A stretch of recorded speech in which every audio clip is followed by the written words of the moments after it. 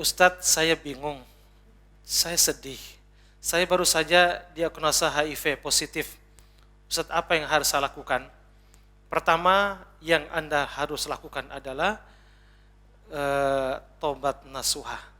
HIV itu salah satu ujian dari Allah disebabkan karena dosa. Dosa apa? Dosa yang berkaitan dengan biasanya seksual, masalah seksual.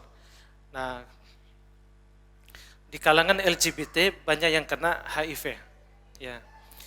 Boleh juga orang yang kena HIV, ada sebagian orang yang tidak melakukan hubungan seksual, tapi lewat suntikan atau darah, ya, atau nular dari orang, dia tidak melakukan apa-apa lewat hubungan seksual atau lewat darah.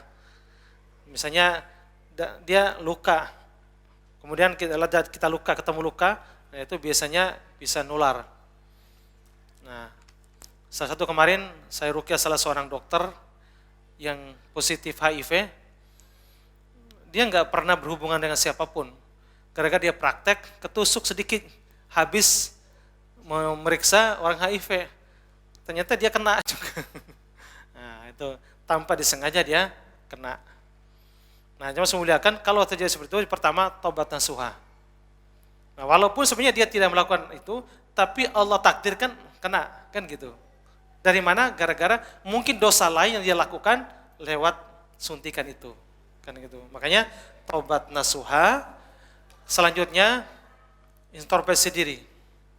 Kemudian selanjutnya tetap tenang, jangan panik ketika punya penyakit seperti ini. Ya namanya virus bisa seperti corona virus.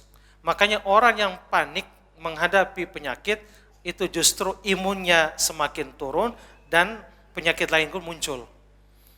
Ketika kita ridho, ikhlas menerima kenyataannya seperti ini, maka justru imunnya naik. Ridho, ikhlas. Karena tidak akan terjadi kecuali atas izin Allah. Kalau positif HIV, apakah kita hidupnya terpuruk? Enggak. Nah, makanya jemaah sekalian, ya namanya virus apa saja, ya bisa kena, kan gitu. Namun kita jangan sekali-kali sedih, jangan sekali-kali kita goncang gara-gara kena itu. Justru itu yang memperburuk keadaan imun kita. Nah, bahagia saja. Ucapkan la qadar ma syafal. Apapun yang sudah terjadi itu atas takdir Allah. Tobat nasuha, kemudian terapi. Gimana terapinya? Di antaranya yaitu minum herba-herba, kemudian ruqyah syar'iyah. Insyaallah kasusnya banyak yang kena HIV setelah ruqyah sembuh. Ya.